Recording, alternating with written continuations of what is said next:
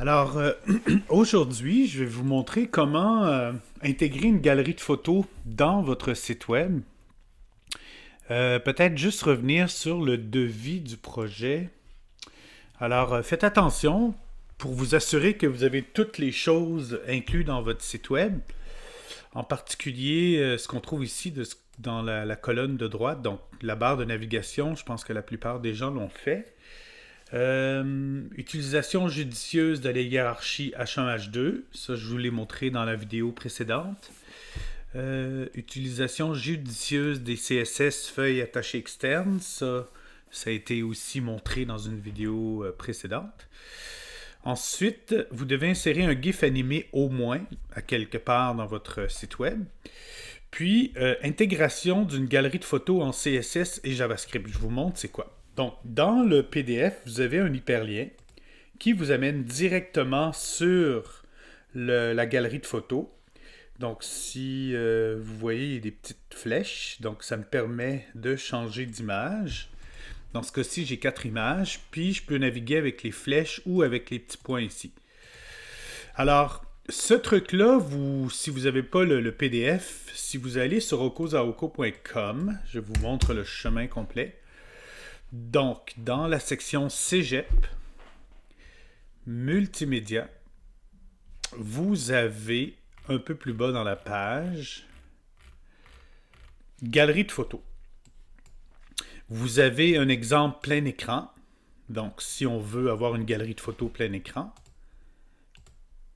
Ou sinon, j'ai la galerie de photos dans une div. Donc, c'est exactement ce que je veux utiliser. Donc, on peut télécharger le truc au complet. Pourquoi pas, ça serait peut-être plus simple. Sinon, peut-être que je pourrais vous montrer aussi comment aller le chercher directement dans le code, parce que c'est une façon qui va vous permettre de peut-être plus tard d'utiliser des JavaScript que vous trouvez vous-même sur Internet. Alors, comment on fait pour réussir à intégrer la même chose? Donc, premièrement, c'est que je vais cliquer de droite dans ma page, puis je vais faire afficher le code source. Puis, on voit qu'il y a 2 feuilles de style qui sont attachées à ce truc-là. Ensuite, à l'intérieur de mon body, j'ai la chose en question. Puis, ça se termine, donc c'est vraiment le truc section jusqu'à barre oblique section. Puis un peu plus bas, j'ai des JavaScript. OK? Alors, la première chose que je vais faire, c'est que je vais commencer par décider à quel endroit je vais mettre ça dans mon site. Donc, j'ai fait le tour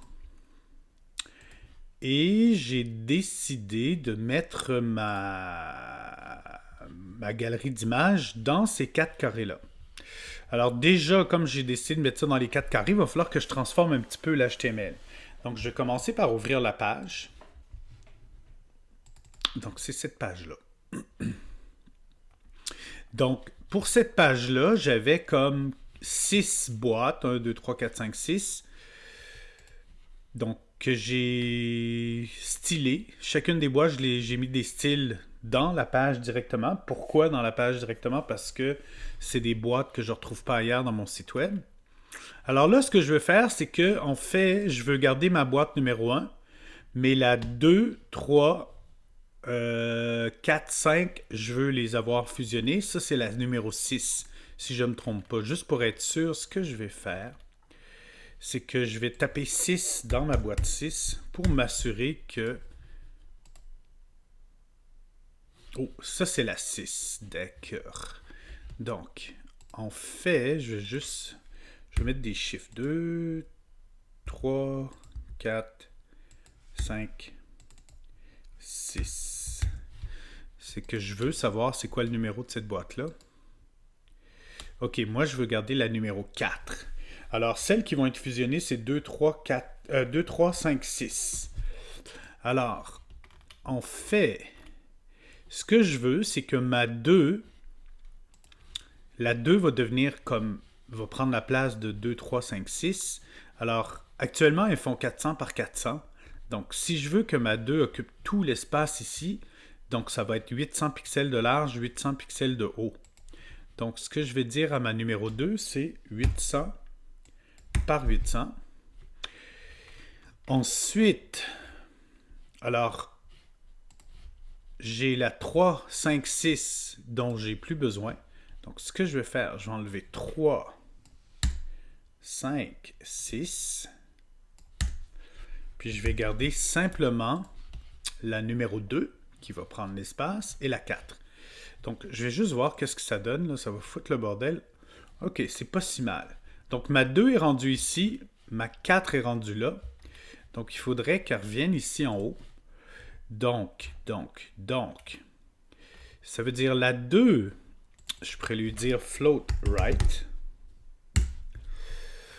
Puis la 6, je vais la laisser comme ça. Je vais juste essayer de voir qu'est-ce que ça donne.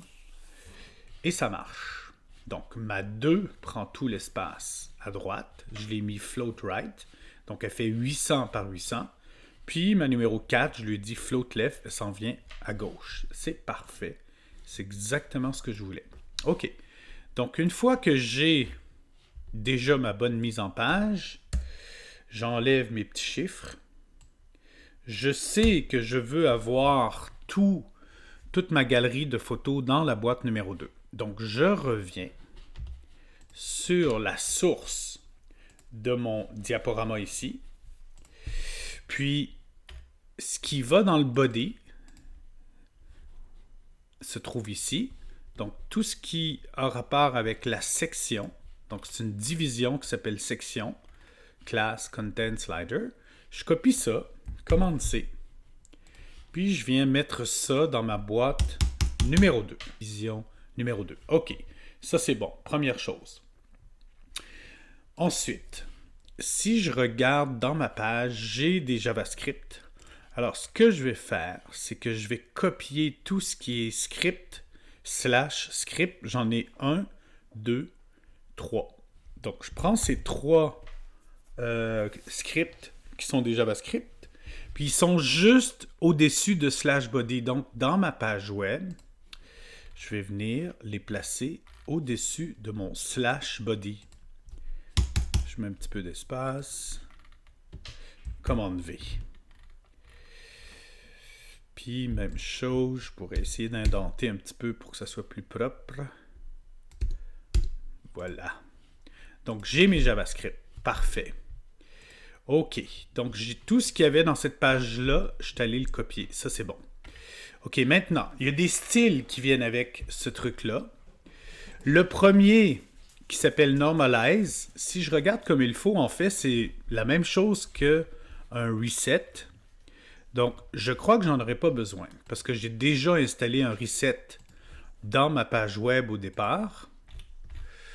Je vais juste vérifier qu'il est là. Ouais, j'ai déjà un reset ici. Donc, en principe, mon reset devrait faire l'affaire. Si jamais je vois que ça ne marche pas, j'irai le chercher, mais je pense que j'en aurais pas besoin. Donc, je vais commencer par aller chercher style.css.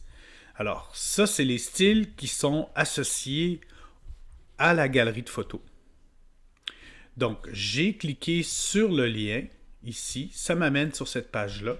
Tout ce que j'ai besoin de faire, c'est commande S pour enregistrer ce CSS-là que je vais mettre exactement dans mon dossier CSS pour respecter la structure.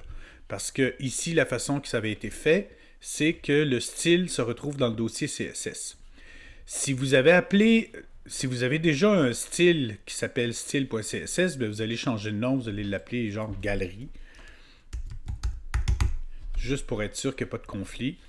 Donc, galerie.css. Parfait. Donc, ça, je suis allé le chercher.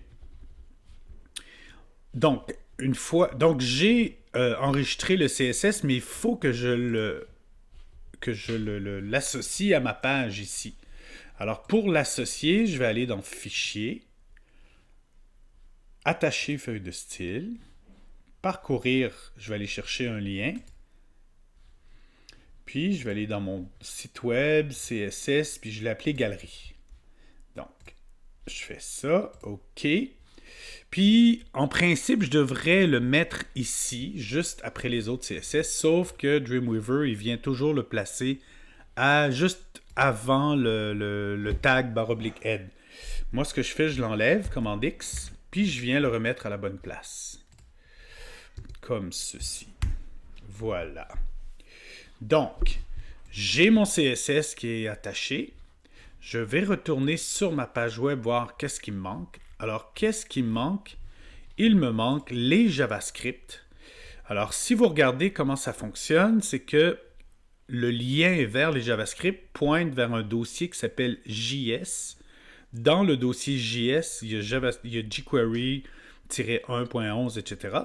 Donc, il y en a deux. Alors, comment je fais pour les prendre? Ben, tout simple, je clique dessus.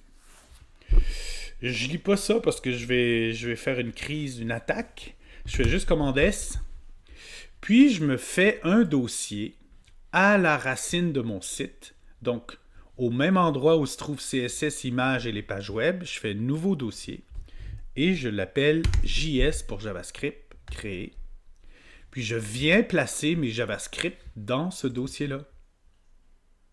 Celui-là est enregistré, je ferme la page. Il me reste le jQuery Glide, c'est ça qui fait que les images glissent. Donc, je fais commande S, puis je l'enregistre, je m'assure que je suis dans le dossier JS enregistré. Je ferme ça. Très bien. Alors, maintenant, je vais faire un fichier... Excusez, je ne suis pas dans mon Dream. Je vais aller dans Dream, puis je vais faire fichier enregistrer tout. Donc, voyez-vous, j'ai mon common, ça c'est le fichier CSS que j'avais fait, j'ai un reset, j'ai la galerie qui est rattachée, j'ai les deux jQuery qui sont rattachés. Donc, en principe, il y a quelque chose qui devrait commencer à marcher. Donc, je croise mes doigts, ça je peux le fermer, c'est fini, je crois. Non, je vais laisser ouvert, j'ai besoin de quelque chose encore. Puis, je m'en viens sur ma page et je fais Reload. Aha! Donc, il y a quelque chose qui fonctionne. Cool. Alors, moi, j'avais déjà préparé des images. Je vais vous montrer comment aller chercher les images. Alors, ça fonctionne déjà, sauf que j'ai des petits problèmes au niveau de la taille. Donc, pour régler le problème de taille, qui n'est pas un énorme problème, il faut que j'aille dans mon fichier CSS Galerie. Puis, vous allez voir, ce fichier-là, je l'ai quand même annoté pour que vous ayez beaucoup de commentaires, que vous sachiez un peu comment ça marche. Donc, premier paragraphe, pour modifier la taille du diaporama, vous n'avez qu'à modifier les paramètres de slider. Et bien voilà, moi, c'est 800 pixels par 800 pixels. Donc, dépendamment de à quel endroit vous placez votre galerie de photos, donc si votre petite boîte fait 400 par 400, ben vous mettez 400 par 400. Donc, je vais juste vérifier qu'est-ce que ça donne. Voilà. Donc, déjà, voyez-vous, ça correspond à la taille de mon truc. Alors, pourquoi j'ai un décalage ici? Hein, vous remarquerez que j'ai comme des pixels, puis ici, c'est descendu mes points. C'est parce que dans mon slider ici, par défaut, c'est écrit Margin Top. Donc, je n'ai pas besoin de ça. 40 pixels, je vais le mettre à 0. Commande S. Puis, je fais Reload et ça vient se placer correctement dans mon espace ici. Très bien. Alors, les petites flèches que vous voyez ici, je vais vous mettre sur une page, OK. C'est des images qui sont intégrées dans la page. Vous, si vous avez fait mon truc d'aller chercher directement sur le site web les éléments, vous n'aurez pas les flèches. Alors, comment je fais pour récupérer les flèches? Ben, je fais afficher le code source. Les flèches se trouvent dans style.css. En fait, c'est la même page que ma galerie.css. Donc, si vous regardez un peu comment est construit ma page de CSS, j'ai les diapos, slides, j'ai la chose, le contenu que vous rajoutez par-dessus les images. Qu'est-ce que c'est les choses que vous rajoutez par-dessus les images? Mais c'est le texte. Donc, la boîte qui s'appelle chose contient le texte. Donc, par exemple, Si je veux changer la position de mon texte, comme ici je trouve qu'il est un peu bas, ben tout ça se trouve dans la boîte qui s'appelle Choses. C'est un style en fait. Donc tout ce que j'ai besoin de faire, il est en position absolue. Pour l'instant, il est à 170 pixels du haut. Donc si par exemple je mets 40 pixels, ben, toute la chose en question va remonter. Donc elle vient se placer dans le haut de ma page. Donc je peux placer mon texte comme je veux avec ça. Ensuite, ici, si je veux changer la couleur de la police de la chose, je peux aller ici. Ensuite, les images d'arrière-plan. OK, voilà. Alors ça, c'est important. Alors, j'ai bg01.jpeg, bg02, bg03. J'oublie pas la flèche, je vais y venir après. Là. Je fais juste comme aller avec la suite logique de ce qui se passe. Alors, bg01.jpeg, ce sont les images d'arrière-plan qui viennent s'afficher ici. Alors, comme vous voyez, je n'ai pas de bg01.jpeg. Alors, pour que ça fonctionne, vous allez devoir créer 4 images. Ces 4 images-là doivent s'appeler bg01, bg02, 03, 04.jpeg, exactement écrites de la même façon. Si vous changez le nom de vos images, vous allez devoir changer le code. Donc, moi, je vous suggère de garder bg01, comme ça, vous n'avez pas besoin de changer le code HTML. Alors, puis là, c'est important de faire les images exactement de la même taille que votre boîte. Dans mon cas, ma boîte fait 800 pixels par 800 pixels. Je suis dans Photoshop. Donc, si je veux faire BG01, disons que je veux chercher n'importe quelle image dans ma petite collection d'images pour mon projet. Okay, disons que je prends cette image-là. Je viens la coller dans mon truc de 800 pixels. Puis, ben là, il manque un petit peu de pixels d'image. Donc, pour l'instant, juste pour la démonstration, je vais juste mettre une petite couleur d'arrière-plan. Voilà. Donc, si j'enregistre ça en JPEG, avec le fichier enregistré pour le web, etc., puis je l'appelle BG01.jpeg dans mon dossier image, c'est important de le mettre dans votre dossier image de votre site web, ben, automatiquement, ici, vous allez voir mon image apparaître. Donc, ça, c'est ma BG01 que je viens de créer. Donc, comme je répète, c'est important que vos images fassent exactement la même taille que votre division dans laquelle se trouve la galerie d'images. Sinon, vos images vont être déformées. Les autres images, je les avais déjà préparées. Donc, j'avais déjà d'autres images à 800 par 800 pixels. Donc, c'est très bien. Très cool. OK. Alors, les flèches, j'y arrive. Donc là, j'ai réglé mes histoires d'images. Donc, il faut juste que je mette les BG01, 02 dans le dossier images pour que ça fonctionne, pour qu'elles apparaissent. Ensuite, les flèches. Les points. OK, ça, c'est pour les points qui se trouvent ici. Les petits points. Donc, si vous voulez changer le mouse over, la couleur, puis la couleur de là où vous vous trouvez. Donc, moi, j'ai mis une espèce de gris foncé pour indiquer que je me trouve sur cette photo-là. Donc, vous pouvez jouer là-dedans. Moi, je vous suggère de... Bon, si vous voulez jouer avec ça, il n'y a pas de problème. Donc, vous avez... C'est ça, les borders. Donc, c'est la bordure, un pixel solide, blanche. Puis, vous avez la couleur de background, dépendamment de l'état du bouton. Donc, quand je passe ma souris, voyez-vous, ça devient blanc. Donc, c'est ça ici, over F. Donc, si je mets, par exemple, FF 1, 2, 3, 4, ça, c'est rouge. Donc, ça veut dire que maintenant, si je fais reload, quand je vais passer... Ouais, peut-être pas sur cette image-là. Voyez-vous, quand je passe ma souris sur les petits points, ça devient rouge. Donc, je peux décider de jouer avec ça. Je vais le remettre à blanc. Et les flèches. Donc, mise en forme des flèches. Alors, comme vous pouvez voir, les flèches, ce sont des images, d'accord, que j'ai créées. Alors, elles ne sont pas là, vous ne les avez pas téléchargées. Donc, pour réussir à les télécharger, ce que je fais, c'est que je sais que le lien s'appelle image, que la flèche est dans un dossier image. Donc, je copie juste image/flèche G. Je m'en viens sur le site web où je suis allé voler le JavaScript. Puis, étant donné que je sais que c'est dans un dossier image, qui lui se trouve à la même place que l'index de cette page-là, tout ce que j'ai besoin de faire, c'est d'enlever index, puis je fais commande V. Alors, ce que je suis en train de dire, c'est que je suis en train de dire, va chercher dans le dossier image la flèche gauche.png. Et la voilà. Donc, je clique de droite, enregistrer l'image sous, puis je viens la mettre dans mon dossier image de mon site web. Là, je l'avais déjà téléchargé avant. Même chose pour l'autre image qui s'appelle image flèche d.png, flèche droite.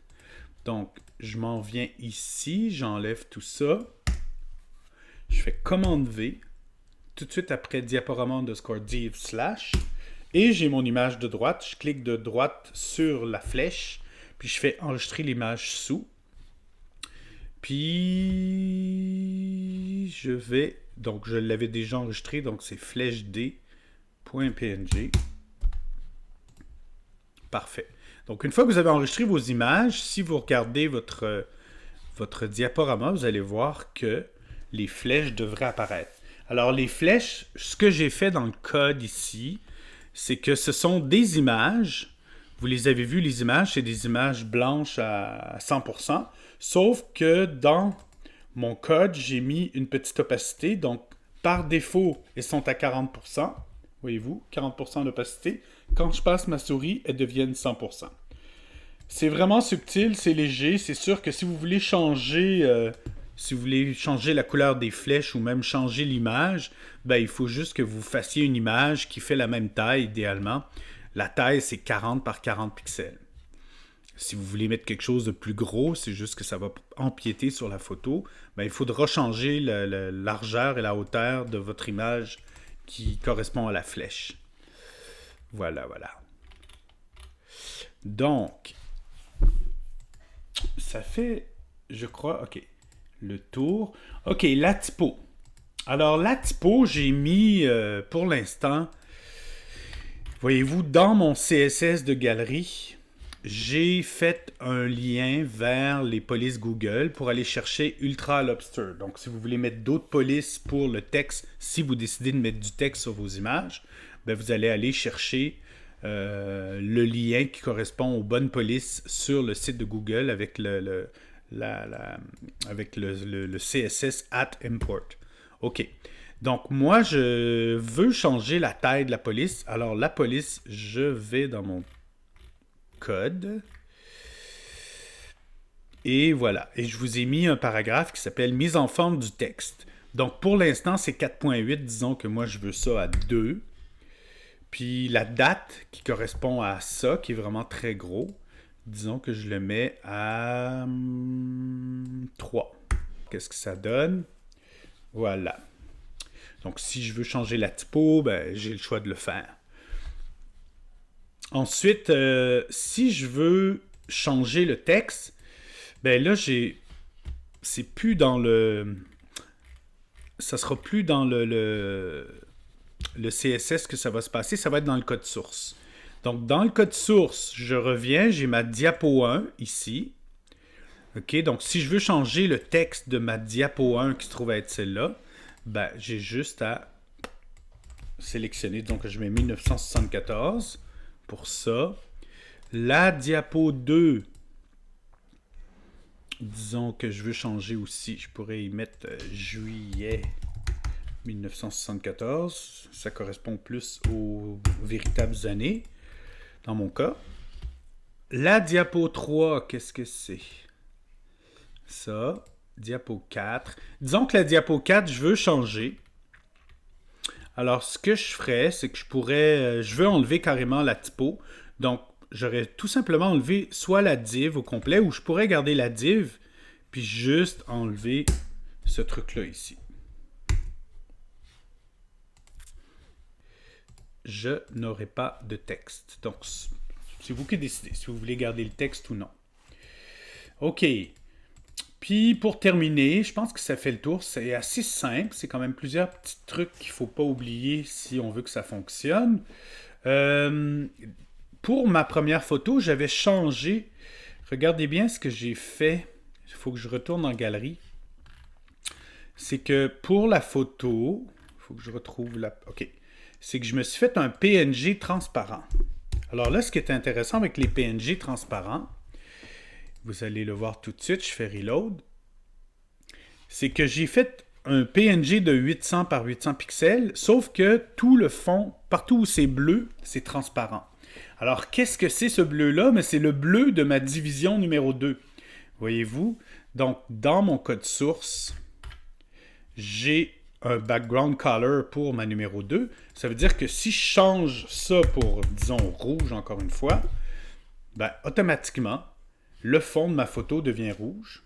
Donc, ce qui est rigolo, c'est que ma photo est transparente, donc elle laisse transparaître le fond. Je vais le remettre comme c'était, je trouvais ça rigolo. Commandes. Donc, ça, c'est une chose que vous pouvez faire avec votre diaporama, c'est qu'il peut interagir avec le background de votre division.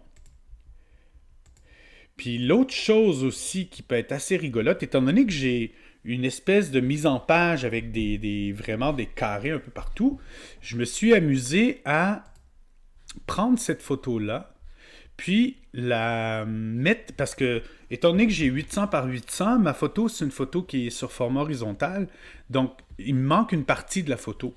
Alors, ce que j'ai fait, c'est que j'ai créé des images de 400 pixels par 400 pixels qui reprennent cette photo-là, mais qui pourraient aller dans la division ici, qui s'appelle numéro 1. Alors, comme j'ai déjà du texte dans la division numéro 1, ce que je vais faire, c'est que je viens dans ma division numéro 1, puis je viens placer. Alors, je suis dans le code source de ma page, une background image, puis je sélectionne URL, je cherche, je browse, puis celle-là, je l'ai appelée Iron, je crois. Oui. Alors, regardez bien ce que ça va faire. Je mets mon petit point-virgule après. Donc, j'ai mis une image en background dans ma division numéro 1, donc celle-là ici. Ma division numéro 1 contient déjà du texte. C'est pour ça que je n'ai pas mis ma photo directement dans la boîte. Je veux qu'elle soit derrière le texte. Donc, si je fais Reload, vous avez une partie de ma photo qui apparaît ici, qui ne correspond pas à celle-là, mais ce qui est rigolo, c'est que quand je fais jouer ma galerie d'images, ben, l'image vient se compléter. Puis j'ai préparé le bas aussi de la même image, donc je vais aller la placer. Alors, comme cette deuxième image-là, je la mets dans une boîte où il n'y a rien, il n'y a pas d'éléments par-dessus, ben, je peux la mettre directement dans la division à l'intérieur du body. Donc, celle-là, j'avais dit que c'était la numéro 6. Donc, j'ai la division numéro 2. Je suis dans mon body. J'ai ma division numéro 2 qui contient tout le diaporama. Puis, après ça, j'ai ma numéro 4. Donc, ici, à l'intérieur, je vais faire insertion, image. Puis, celle-là, je l'ai appelée char. Parce qu'il y a des chars. Donc, elle fait exactement 400 pixels par 400 pixels parce que la boîte qui la contient mesure 400 pixels par 400 pixels. Donc, si je fais Reload, rechargement de la page, voyez-vous, donc ma photo se complète du côté gauche. Puis quand je clique sur la photo du diaporama, ben, ça fait une grande photo. Je sais pas, c'est rigolo. Ça permet de faire des petits jeux visuels intéressants. Voilà. C'est ce qui complète l'intégration d'une galerie d'images en JavaScript dans votre site web. Merci.